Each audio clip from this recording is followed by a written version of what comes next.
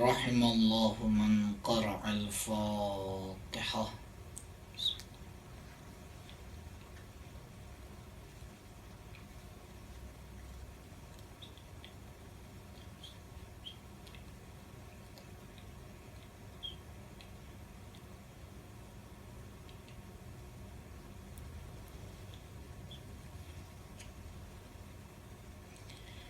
اعوذ باللہ من الشیطان الرجیم، بسم اللہ الرحمن الرحیم، الحمد للہ رب العالمین،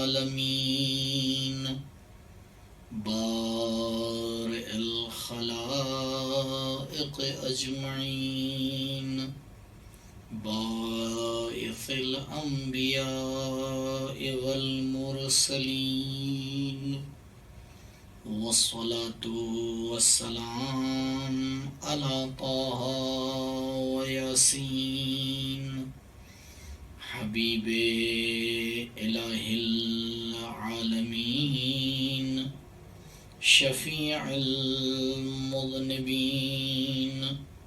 ابی القاسم المصطفى محمد،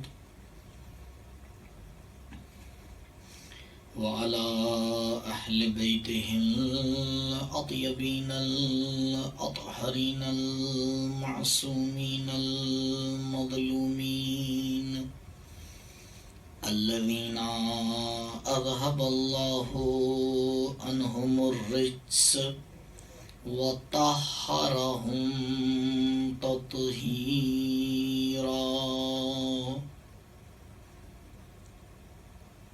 ولا سیما علی الحجۃ الثانی عشر، بقیۃ اللہ المنتظر، ولعنۃ اللہ علی اعدائہم وقتلتہم ومنکری فضائلہم اجمعین، اما بعد، فقد قال اللہ الحکیم فی بیانہ الکریم، اعوذ باللہ من الشیطان الرجیم، بسم اللہ الرحمن الرحیم، قل هو اللہ احد اللہ الصمد، لم یلد ولم یولد ولم یکن له کفوا احد، صدق اللہ العلی العظیم۔ درود پڑھیں پر محمد و آل محمد۔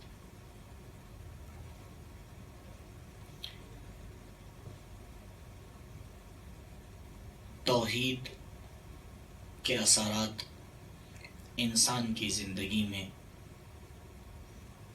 اس عنوان کے ذیل مسلسل جو گفتگو کا سلسلہ آپ کے سامنے جاری ہے، اور کوشش یہ رہی کہ ایک حد تک کس طرح سے توحید ہماری عملی زندگی میں کار فرما ہوتی ہے، اسے آپ کے سامنے بیان کیا جائے۔ بات توحید حاکمیت، توحید ربوبیت کے بعد آج توحید تقنین تک پہنچ گئی ہے۔ توحید تقنین اور قانون بنانے میں توحید کا مطلب یہ ہے کہ لا حکم الا للہ، اگر کوئی حکم اور کوئی قانون ہے تو وہ فقط اور فقط پروردگار متعال کا ہے۔ عزیزوں، ہماری زندگی کسی نہ کسی قانون کے تحت اور اس کے سائے میں گزرتی ہے۔ کبھی ہمارے گھریلو کچھ قانون ہوتے ہیں، کبھی کچھ ہمارے محلے کی باتیں ہوتی ہیں، کچھ ہمارے شہر کے قانون ہوتے ہیں، کچھ ہمارے ملک کے قانون ہوتے ہیں، کچھ دنیاوی قانون ہوتے ہیں، کچھ ہمارے بنائے ہوئے قانون ہوتے ہیں، اور کچھ ہمارے خدا کے قانون ہوتے ہیں۔ عزیزوں، قانون میں توحید کا مطلب یہ ہے کہ انسان فقط اس قانون کے آگے سر جھکائے جو پروردگار متعال نے پیش کیا ہے۔ اور کیوں ایسا کرنا ضروری ہے، اس کے پیچھے جو عقلی دلیل ہے وہ یہ ہے کہ جو خالق حقیقی ہے وہی مالک حقیقی ہے، اور جو مالک حقیقی ہے اسی کو حق ہے کہ اپنی مملوک کے لیے قانون بنائے، کیونکہ خالق سے بہتر کوئی بھی انسان کے تقاضوں کو نہیں جانتا۔ خالق حقیقی ہے، رب حقیقی ہے، جو انسان کی ذرہ ذرہ ضرورت سے بخوبی واقف ہے۔ اتنا تو انسان بھی نہیں واقف، بلکہ یہ مقایسہ ہی غلط ہے کہ ہم آ کے مقایسہ کریں کہ انسان اپنی ضرورتوں سے کتنا واقف ہے، پروردگار اس کی ضرورتوں سے کتنا واقف ہے۔ عزیزوں، یہ مقایسہ نور اور ظلمت کا مقایسہ ہے۔ جس طرح سے نور اور ظلمت کا مقایسہ نہیں کیا جا سکتا، اسی طرح سے ہماری اپنی معلومات اور پروردگار کے علم کا مقایسہ کیسے کیا جا سکتا ہے؟ وہ ذات واجب الوجود تنہا وہ جانتی ہے کہ ہماری ضرورتیں کیا ہیں، لہٰذا جو ہماری ضرورتوں کو جانتا ہے وہ اسی کے سائے میں آ کے قانون بناتا ہے کہ ہر قانون ہماری کسی نہ کسی ضرورت کو پورا کر رہا ہوتا ہے۔ پروردگار کیونکہ خالق حقیقی رب الارباب ہے اور حاکمیت اسی کی ذات کے پاس ہے، لہٰذا تنہا اسے یہ حق ملتا ہے کہ وہ آئے اور اپنے بندوں کے لیے قانون بنائے۔ اور آپ جانتے ہیں جو قانون پروردگار پیش کرتا ہے اسے دین کہتے ہیں۔ قانون میں توحید کا مطلب یہ ہے کہ اب چاہے وہ قانون ہماری پسند کے مطابق ہو یا ہماری پسند کے مخالف ہو، چاہے ہماری عقل کی کسوٹی پہ اتر رہا ہو، چاہے ہماری عقل اسے ماننے سے گریز کر رہی ہو، چاہے وہ قانون ظاہری اعتبار سے آسان ہو، چاہے وہ قانون ظاہری اعتبار سے سخت ہو، چاہے وہ قانون ہمیں آج پتہ چلا ہو، چاہے وہ قانون ہمیں بچپن سے معلوم ہو، یہ کوئی بھی چیز اس بات میں مؤثر نہیں ہوتی کہ ہمارا عمل کرنا اس قانون کی بنسبت آگے کم رنگ ہو جائے، ہم اس میں سست ہو جائیں، ہم اس میں پیچھے ہٹنے لگیں۔ نہیں عزیزوں، پروردگار کیونکہ حاکمیت مطلق رکھتا ہے، لہٰذا اسے حق ہے، اسی کو حق ہے کہ وہ ہمارے لیے قانون بنائے۔ خوشا بحال ہے وہ انسان، کتنا سعادت مند ہے وہ انسان، کتنا سر بلند ہے وہ انسان جو پروردگار کے بنائے ہوئے قوانین کے آگے اپنے سر کو جھکا لیتا ہے۔ وہ آگے آواز دیتا ہے، اے میرے پروردگار، تو قوانین کو ارشاد فرماتا جا، میں اطاعت کرنے کے لیے تیار ہوں۔ انسان جب خدائی قوانین کے آگے سر جھکاتا ہے تو پھر باطل کے بنائے ہوئے قوانین کے آگے سینہ سپر ہو کے کھڑا ہوتا ہے۔ کربلا ہمیں یہی درس دیتی ہے کہ دیکھو، ایک طاقت ہے جو حق کے قوانین کو پیش کر رہی ہے، ایک اور باطل ہے جو اپنے بنائے ہوئے قوانین کو پیش کر رہا ہے۔ الہی قوانین تمہیں سعادت کی طرف بلا رہے ہیں، باطل قوانین تمہیں گمراہیوں کی طرف لے جا رہے ہیں۔ خدا کے بنائے ہوئے قوانین تمہاری مصلحت کے اعتبار سے ہیں، تمہاری ترقی کے اعتبار سے ہیں، تمہاری کامیابی کے اعتبار سے ہیں۔ باطل بنائے ہوئے قوانین، اس میں تمہاری ترقی نہیں ہے، زوال ہی زوال ہے۔ ہاں ظاہر میں ممکن ہے کہ چند صبح کی تمہیں خوشی ملے، لیکن جو انجام ہوتا ہے وہ اتنا برا ہوتا ہے کہ انسان پچھتاتا ہے میں نے کیوں اس باطل قانون کے اوپر عمل کیا۔ لیکن نفس امارہ اور شیطان بڑی کوششیں کرتے ہیں کہ انسان کو یہ سمجھائیں کہ یہ قانون تو سخت ہے، اس قانون پر عمل کر کے کیا ملے گا، یہ قانون ہمیں کہاں لے کے جائے گا، یہ قانون ہمیں کیسی ترقی دے گا۔ عزیزوں، آج بھی بڑی تعداد ہمارے درمیان موجود ہے جو ابھی بھی قوانین الہی کو سمجھ نہیں پائی ہے، قوانین الہی کا احترام نہیں ہے، قوانین الہی کی جو عظمت ہے وہ ان کے سامنے موجود نہیں ہے۔ بس وہ تو اس قانون پر تب تک عمل کرتے ہیں جب ان کا فائدہ ہو رہا ہو، وہ تب تک اس قانون کے اوپر چلتے ہیں جب وہ قانون ان کے فائدے میں ہو اور انہیں لگے ان کی کسی مشکل کو آسان کر رہا ہے۔ آئیے میں بڑی روشن مثال آپ کے سامنے پیش کرتا ہوں۔ بندہ عبادت سے گریز کر رہا ہے، بندہ پروردگار کے آگے سجدہ کرنے سے بھاگ رہا ہے، لیکن جیسے ہی اسے کوئی مشکل پیش آتی ہے، جیسے ہی پروردگار اسے کسی مصیبت میں آ کے ڈالتا ہے اور اسے پتہ چلتا ہے کہ اب یہ مشکل اتنی آسانی سے حل ہونے والی نہیں ہے، اب دنیا والوں کے پاس وہ طاقت نہیں ہے کہ اس مشکل کو آ کے آسان کر دیں۔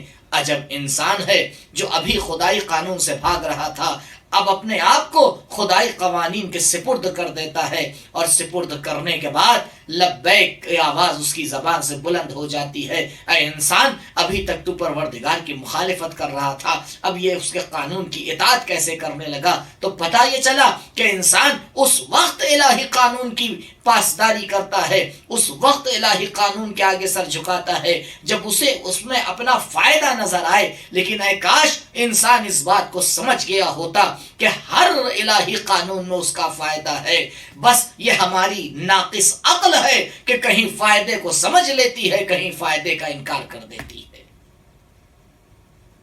اگر انسان الہی قوانین کے آگے تسلیم ہو جائے، انی وجہت وجہی للذی فطر السماوات والارض حنیفا مسلما وما انا من المشرکین، یہ ایک توحیدی انسان کی آواز تھی کہ میں نے اپنے چہرے کو، اپنے وجود کو، اپنے تمام وجود کو اس ذات کے آگے جھکا دیا ہے جس نے آسمان اور زمین کو خلق کیا ہے۔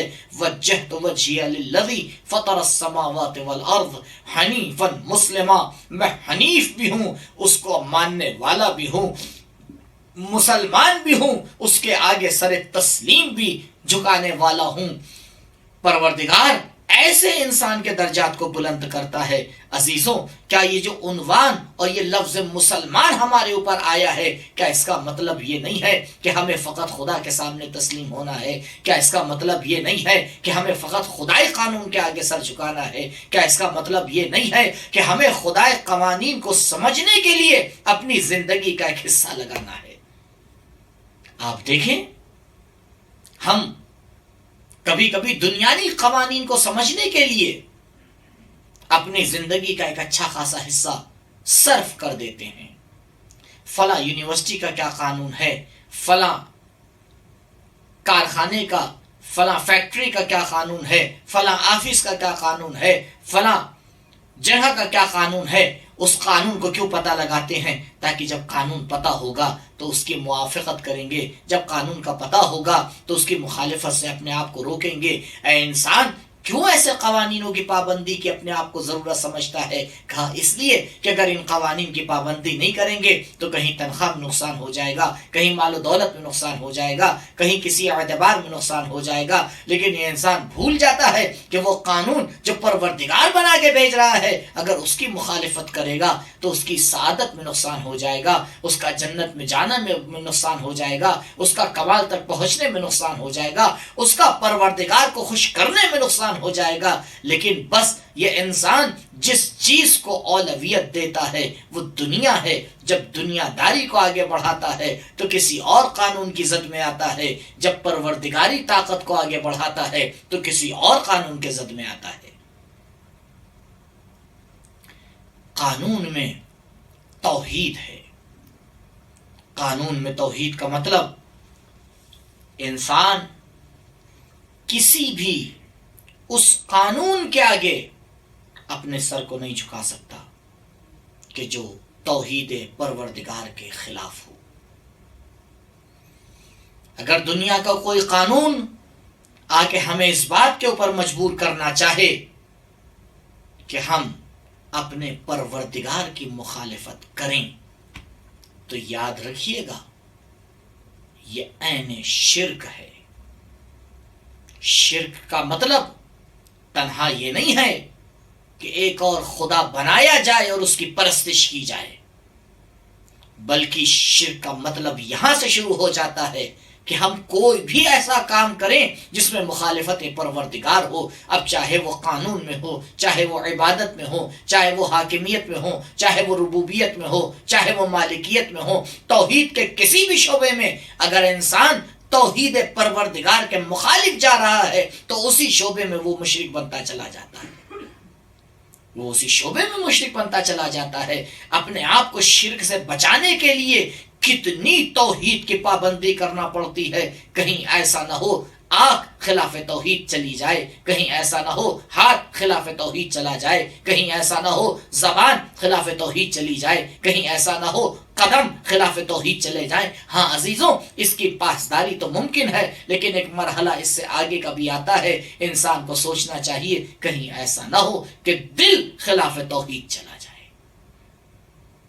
توحید محبت اشارہ کیا تھا فقط آپ کی خدمت میں کہ توحید محبت کا تقاضا یہ ہے کہ انسان اگر محبت کرے تو فقط اور فقط اس ذات سے کرے یا ان سے کرے جو اس ذات سے کرتے ہیں،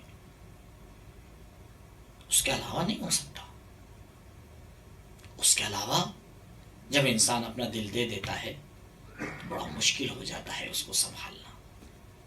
تو بہرحال پروردگار نے ایک کامل اور تمام قانون ہمارے اور آپ کے حوالے کیا.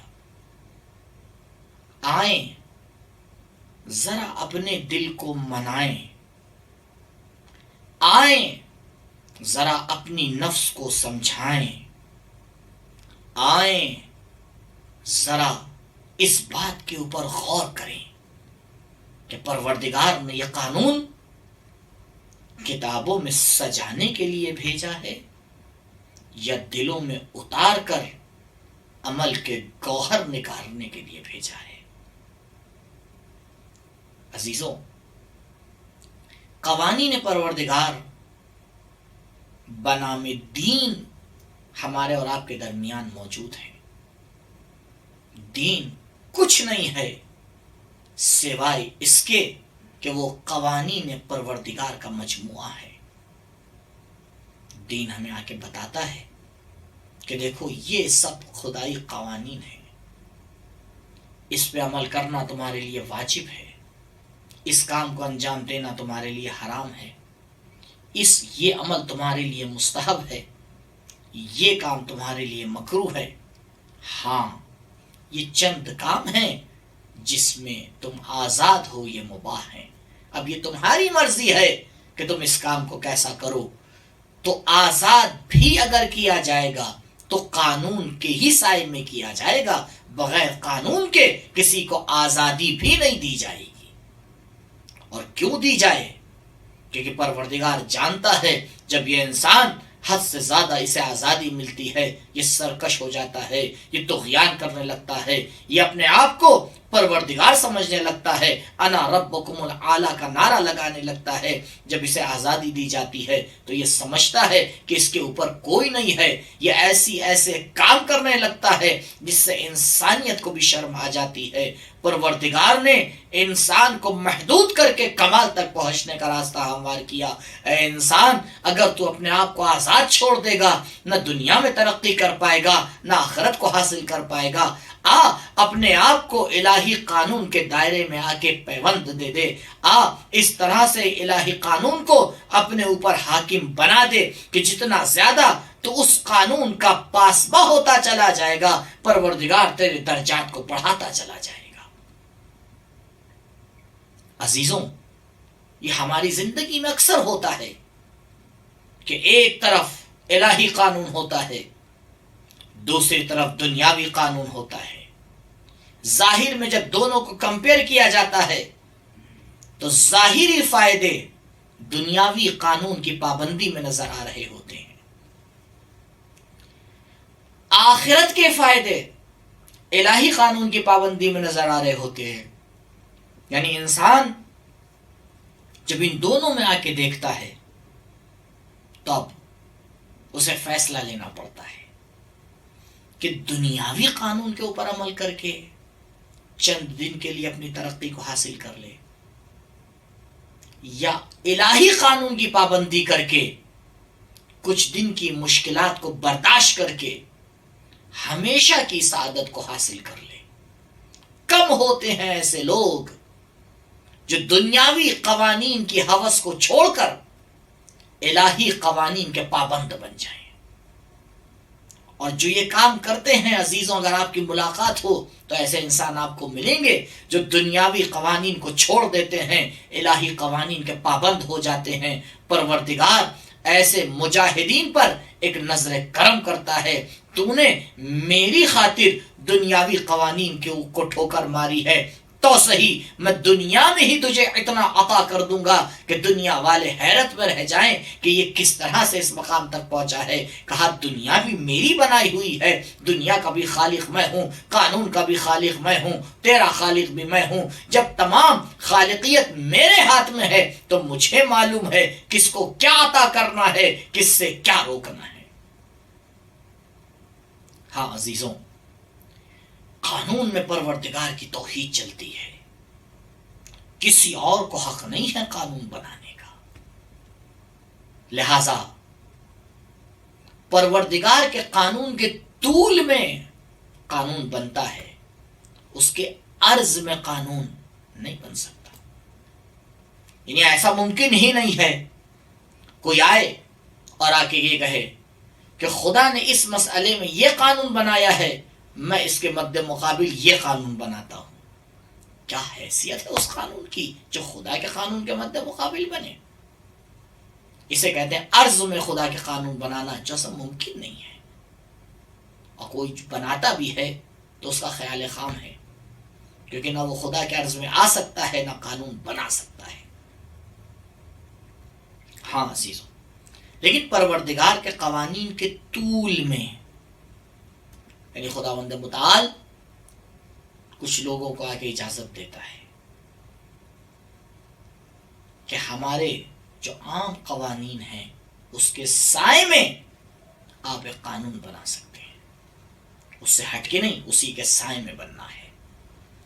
جب چیزیں طول میں ہوتی ہیں تو کبھی آپس میں نہیں ٹکراتی، لیکن جیسے ہی انہیں ایک دوسرے کے عرض میں لا کے کھڑا کیا جاتا ہے فوراً ٹکراؤ شروع ہو جاتا ہے۔ تو عزیزوں، یہ ہماری ذمہ داری ہے کہ ہم پہلے اسٹیج میں قوانین الہی کو سیکھیں، قوانین الہی کو سیکھیں۔ اس کو سیکھنے کے لیے اپنی زندگی کا ایک وقت نکالیں۔ ابھی تو خدا کا شکر ہے ہمارے اور آپ کے پاس فرصت ہے، اور یہ ایک ایسا ماحول بنا ہے جس میں انسان کے پاس مطالعے کے لیے، پڑھائی کے لیے، اچھی باتوں کو سیکھنے کے لیے ایک موقع فراہم ہوا ہے۔ یہ زندگی کی دوڑ و بھاگ میں مصروف انسان، جسے یہ نہیں پتا چلتا تھا کہ سورج کب طلوع کر رہا ہے، کب غروب کر رہا ہے، وہ اپنی زندگی اور اس کے قوانین اور اس کی مصروفیات میں ایسا کھو گیا تھا کہ اسے اس بات کا اندازہ ہی نہیں ہوتا تھا کہ عمر گزرتی چلی جا رہی ہے، دن پہ دن آ رہے ہیں، سیکنڈ پہ سیکنڈ آ رہے ہیں، گھنٹوں پہ گھنٹے آ رہے ہیں، مہینوں پہ مہینے آ رہے ہیں، اور یہی نہیں سال پہ سال گزرا چلا جا رہا ہے، اور وہ کیا کر رہا ہے اسے اس بات کا اندازہ ہی نہیں تھا کہ آپ دیکھو ہم نے تمہیں ایک فرصت فراہم کی ہے، ولو وہ فرصت کسی مشکل کے سائے میں آئی ہو، لیکن اگر تم سمجھدار ہو تو آؤ اس وقت کا صحیح استعمال کرو، اور اس وقت کو آؤ لگاؤ ان باتوں کو سیکھنے کے لیے جو تمہاری ترقی کا باعث ہیں۔ کہاں ادھر ادھر جا رہے ہو؟ کیوں ایسی چیزوں میں اپنا وقت لگا رہے ہو جن کا فائدہ نہ دنیا میں ملنے والا ہے نہ آخرت میں ملنے والا ہے؟ کم سے کم ایسی چیزوں میں دل لگاؤ کہ جن کا فائدہ یہاں بھی حاصل ہوتا ہو، آخرت میں بھی حاصل ہوتا ہو۔ انسان اگر اس مسئلے پہ آ کے غور کرے اور آئے اپنی زندگی کا ایک وقت نکالے کہ قوانین الہی کو سیکھے،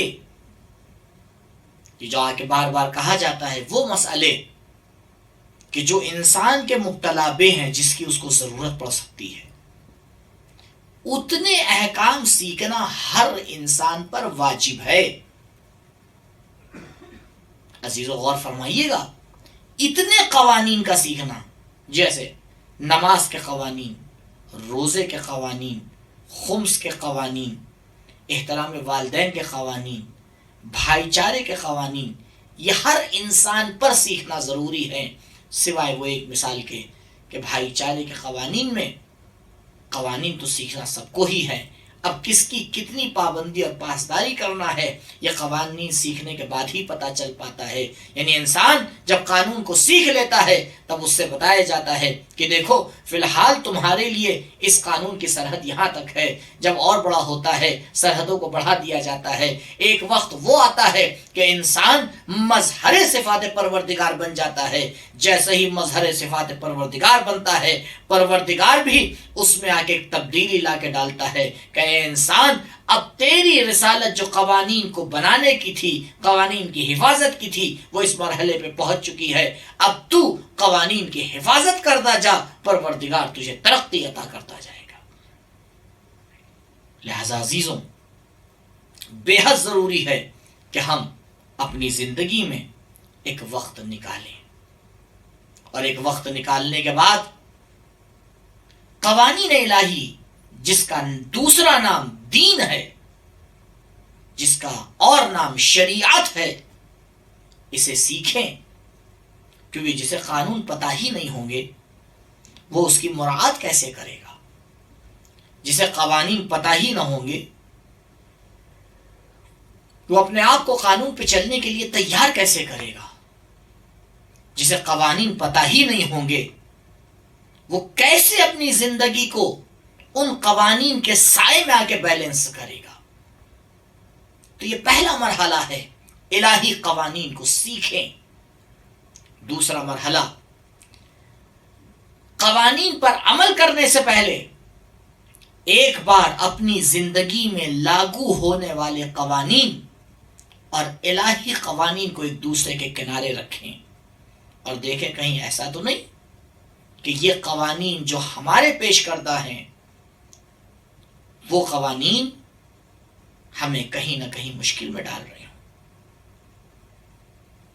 آگے ان میں ٹکراؤ ہو رہا ہو۔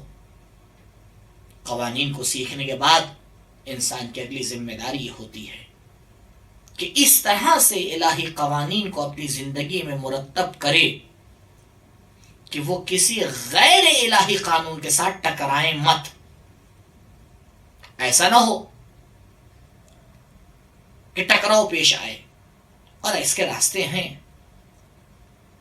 میں بطور مثال ایک جوان کی مثال لیتا ہوں جسے کسی یونیورسٹی میں ایڈمیشن کرانا ہے۔ اب اس کے سامنے 4-5 آپشن ہیں۔ ایک آپشن جاتا ہے، وہ انٹرویو بھی دیتا ہے، اور جب واپس نکلتا ہے تو کوئی بزرگ پوچھ لیتا ہے بیٹا یہ بتائیے کہ آپ جس قانون کے لیے مر رہے ہیں اور جس قانون کے تحت آپ کو اپنی صلاحیتوں کو اجاگر کرنا ہے، کیا آپ نے غور کیا کہ یہ دنیاوی قانون کہیں الہی قانون سے تو نہیں ٹکرا رہے ہیں؟ آپ نے جب کسی کام کا وقت رکھا ہے تو کہیں وہ نماز کا وقت تو نہیں ہے؟ آپ نے جو قوانین بنائے ہیں کہیں اس میں کسی کی دل آزاری تو نہیں ہو رہی ہے؟ آپ نے جو قوانین بنائے ہیں تو کیا اس میں والدین کے حقوق کا لحاظ کیا ہے؟ اور آپ نے جو قانون بنائے ہیں اور جس پہ عمل کرنے جا رہے ہیں، یہ قوانین کئے فیصد الہی قوانین سے میچ کرتے ہیں؟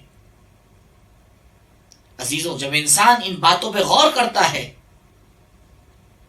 تب دوسرا مرحلہ طے ہوتا ہے، بہت ہی سکون کے ساتھ اپنی زندگی کا شیڈیول بناتا ہے، اور اس میں ہر مرحلے پر اس بات کا خیال رکھتا ہے کہیں ایسا نہ ہو میرا قانون الہی قانون سے ٹکرا جائے، کہیں ایسا نہ ہو میرے آفس کا قانون الہی قانون سے ٹکرا جائے، کہیں ایسا نہ ہو ملٹری کا قانون خدا کے قانون سے آگے ٹکرا جائے، کہیں ایسا نہ ہو الہی قانون خدا کا بنایا ہوا قانون ہمارے پسندیدہ قوانین سے آگے ٹکرا جائے۔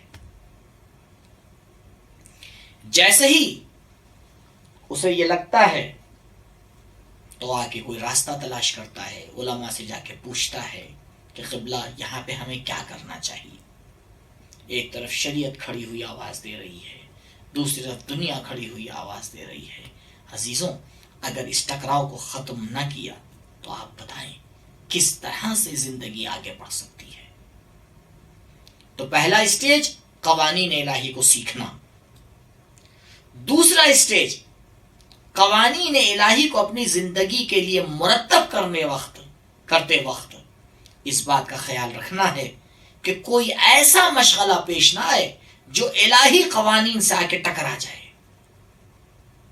اور جب یہ دوسرا مرحلہ بھی پورا ہو جائے تو بھی تیسرا مرحلہ یہ ہے کہ علماء کی زندگی، بڑے لوگوں کی زندگی کا مطالعہ کرے اور دیکھے وہ جب ٹکراتے تھے قوانین تو وہ کیا کرتے تھے، اور اگر ٹکراتے ہوئے قوانین کے اوپر فائق آ گئے ہمارا اور ہماری یہ سمجھ میں آ گیا کہ کس طرح سے زندگی کو بیلنس بنانا ہے، کس طرح سے الہی قوانین کی پاسداشت کرنا ہے، کس طرح سے قوانین الہی کا احترام کرنا ہے کہ قوانین الہی پر عمل بھی ہوتا رہے، پروردگار کی حاکمیت بھی باقی رہے، اور میں اپنے دنیاوی مسائل کو بھی حل کر سکوں۔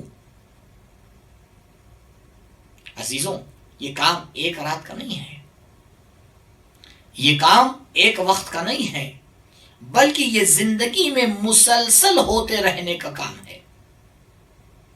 یہ ایسا کام ہے کہ ہر چند دن کے بعد انسان ایک بار اس کے اوپر غور کرے، انسان اس کے بارے میں سوچے کہیں ایسا تو نہیں کہ میں جو قوانین بنا رہا ہوں وہ الہی قانون سے آ کے ٹکرا جائیں۔ اور اگر آپ کا قانون الہی قانون سے نہیں ٹکرا رہا ہے اور آپ مطمئن ہیں کہ کسی بھی حال میں میرا بنایا ہوا قانون خدائی قانون سے نہیں ٹکرا رہا ہے، تو پھر آئے دونوں پہ عمل کرے۔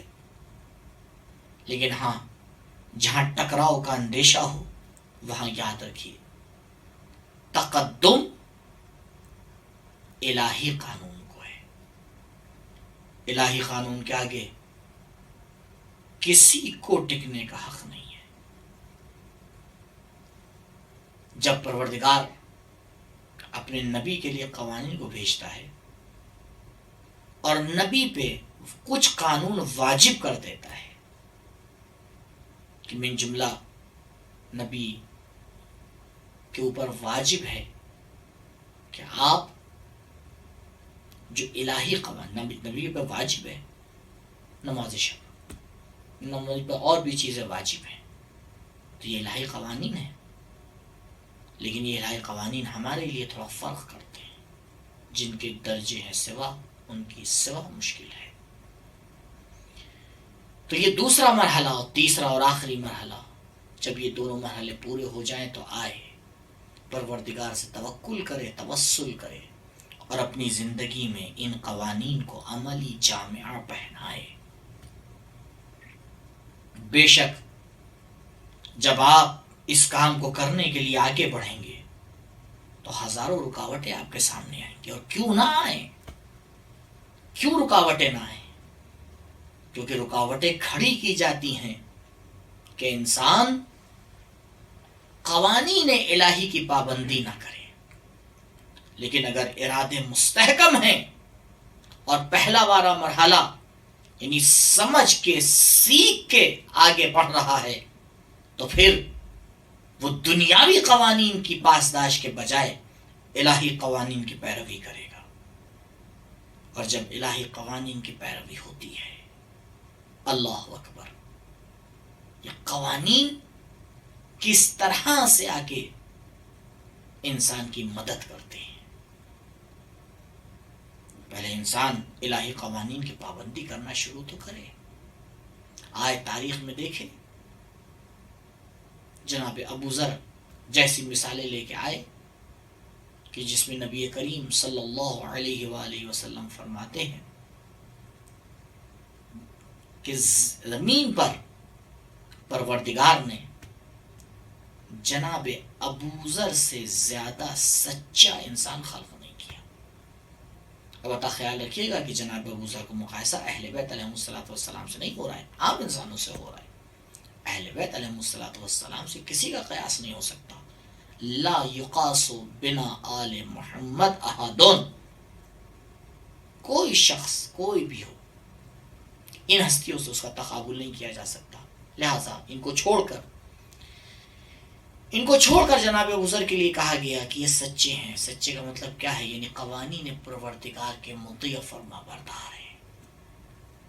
اگر پروردگار نے کہہ دیا کہ یہاں رکنا ہے تو پھر رکنا ہے. اگر پروردگار نے کہہ دیا یہاں سے ہلنا ہے تو پھر ہلنا ہے.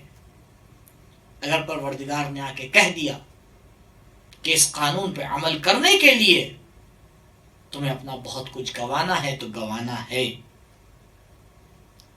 ہاں عزیزوں، جن لوگوں نے مالکیت پروردگار کے قوانین کی رعایت کی ان کا نام آج بھی باقی ہے، اور جنہی نے اس قانون کی مخالفت کی آج بھی وہ مشکلات میں ہیں، کل بھی مشکلات میں رہیں گے. عزیزوں سوچیں کس طرح سے بعض تاریخ میں انسانوں نے الہی قوانین کی پابندی کی، اور اسی قوانین کے پابندی کے تحت انہیں کتنی مشکلات کا سامنا کرنا پڑا، انہیں کیا کیا دینا پڑا.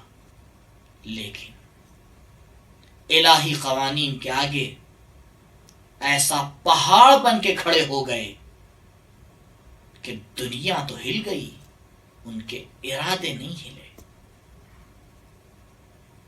ان کے ارادے نہیں ہلے. کتنا عظیم ارشاد ہے حسین ابن علی علیہ السلام کا کہ جب بہن سے رخصت ہو رہے ہیں، یا اختی لا تنسینی فی صلاۃ اللیل، اے میری بہن مجھے نماز شب میں نہ بھولنا. آپ کو پتا ہے امام حسین علیہ السلام اس جملے سے کیا سمجھانا چاہ رہے ہیں؟ اس جملے سے پیغام توحید قانون پروردگار دینا چاہ رہے ہیں. کیا دنیا والوں آؤ دیکھو حسین کو اپنی بہن پہ کتنا بھروسہ ہے کہ زینب تمام مصائب میں بھی قوانین پروردگار کی مخالفت نہیں کر سکتی. آزادار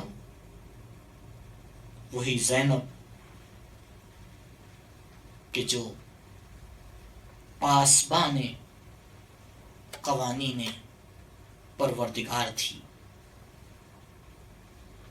جب اس کے اوپر مصیبتیں پڑی اور جب یہ کارواں کوفے سے نکل کر شام کے قریب پہنچا، کوفے سے شام تک کیا کیا مصائب پیش آئے کس طرح سے بیان کروں. ایک بچی ہے جو جب کوفے سے شام تک کے مصائب کو بیان کرتی ہے تو یہی کہتی ہے کہ ایک رسن تھی اور 12 گلے تھے. اس کا بین یہی ہے کہ جب پھوپھی اماں اٹھتی تھیں تو ہمارا گلا کھنچتا تھا۔ آزاداروں، تاریخ لکھتی ہے کہ جب یہ اسرا کا قافلہ شام کے قریب پہنچا تو جناب ام کلثوم علیہ السلام نے کسی کو شمر کے پاس بھیجا کہ اے شمر، شام قریب آ گیا ہے، یہ جو شہداء کے کٹے ہوئے سر نیزوں پہ ہیں، ان سروں کو آگے لے جا تاکہ جب شام والوں کی نظر پڑے تو ان سروں کے اوپر پڑے، ہمارے اوپر نہ پڑے۔ ہم خاندان اہل بیت سے ہیں، کس طرح سے تم ہمیں کوفے سے یہاں تک کے لائے ہو، اب جب ہمیں شام کے اندر جانا ہے تو کم سے کم اتنا کرو کہ شہداء کے سروں کو آگے کر دو، تاکہ جب ہم شام میں داخل ہوں تو لوگ ہمیں تماشائی نہ بنائیں، لوگ ان سروں کو دیکھنے میں مصروف ہو جائیں۔ آزاداروں، کیا آپ سمجھتے ہیں کہ جناب ام کلثوم کی یہ درخواست پوری ہو سکی؟ ہرگز نہیں۔ جب یہ پیغام شمر تک پہنچا تو اس نے اپنی دشمنی کو آ کے اظہار کیا اور سروں کو لے جا کے تقسیم کیا اور کہا دیکھو، ہر ایک سر ایک بی بی کے محمل کے سامنے لے جا کے کھڑے ہو جاؤ اور ان کے ساتھ ساتھ چلو، تاکہ شام والے جب سروں کے اوپر نظریں ڈالیں تو ان اسیروں کی طرف بھی ان کی نظریں خود بخود اٹھ جائیں۔ آزاداروں، یہ کارواں دروازے شام تک پہنچا، باب الساعت تک پہنچا، لیکن بی بی فرماتی ہیں جب ہمیں وہاں لے جایا گیا تو ہمیں روک دیا گیا، اور روکنے کے بعد انتظار ہونے لگا۔ جب پوچھا گیا کہ کس چیز کا انتظار ہو رہا ہے تو عجب جواب دیا گیا کہ ابھی شہر پوری طرح سے سجایا نہیں گیا ہے، ابھی تیاریاں پوری نہیں ہوئی ہیں، تمہیں اس لیے یہاں روکا گیا ہے تاکہ تیاریاں پوری ہو جائیں اور اس کے بعد تمہیں شام کے اندر داخل کیا جائے۔ اللہ اکبر! آپ ذرا سا تصور کریں وہ مقدرات عصمت و طہارت کہ جن کے سروں کو کبھی آفتاب و مہتاب نے نہ دیکھا ہو، کس طرح سے دروازے شام کے اوپر لائی جا رہی ہیں اور اس بات کا انتظار کیا جا رہا ہے کہ شہر کو سجا دیا جائے، شہر کو تیار کر دیا جائے۔ ہاں عزیزوں، ہاں زاداروں، جب تیاریاں پوری ہو گئیں تو ایک مرتبہ اس کارواں کو شام کے دروازے میں باب الساعت سے داخل کیا جاتا ہے اور آواز لگائی جاتی ہے کہ آؤ دیکھو، جن لوگوں نے وقت کے خلیفہ کے خلاف خروج کیا تھا ان کو اسیر بنا کے لایا جا رہا ہے۔ اللہ اکبر! یہ کیا آوازیں لگائی جا رہی ہیں؟ یہ مخدرات عصمت و طہارت ہیں، یہ وہ ہستیاں ہیں کہ جن کے لیے آیہ تطہیر نازل ہوئی ہے، لیکن زمانہ کس طرح سے ان کے ساتھ سلوک کر رہا ہے مجھے نہیں معلوم کہ مولا جناب سید سجاد کے اوپر کیا گزری ہوگی۔ شاید امام کا یہ جملہ آپ کو بتا دے کہ امام کے اوپر کیا گزری، کہ جب بھی امام سے آ کے سوال کیا جاتا تھا ارے مولا یہ بتائیے کہ پورے اس کربلا کے واقعے میں سب سے زیادہ سختی آپ کو کہاں برداشت کرنا پڑی، سب سے زیادہ مصیبت میں آپ کہاں پر تھے، تو بس میرے مولا کی زبان سے ایک ہی لفظ نکلتا تھا، الشام الشام الشام۔ کیوں مولا اس لفظ کو آ کے تکرار کرتے تھے؟ کیونکہ سید سجاد کے لیے شہید ہونا آسان تھا، زینب و ام کلثوم کے پردے کا چھن جانا بڑا مشکل تھا۔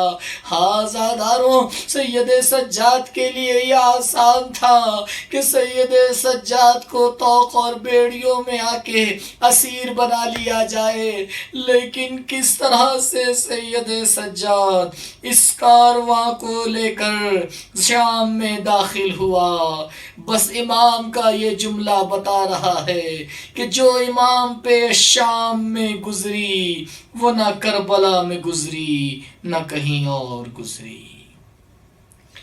الا لعنۃ اللہ علی القوم الظالمین، سیعلم الذین ظلموا ایام منقلب ینقلبون انا للہ و انا الیہ راجعون رضا بقضائہ و تسلیما لامرہ لا معبود سواک یا غیاث المستغیثین۔ عزاداران گرامی، ایک مرتبہ سورہ حمد اور 3 مرتبہ سورہ توحید کی تلاوت فرما کر جناب اصغر دہقان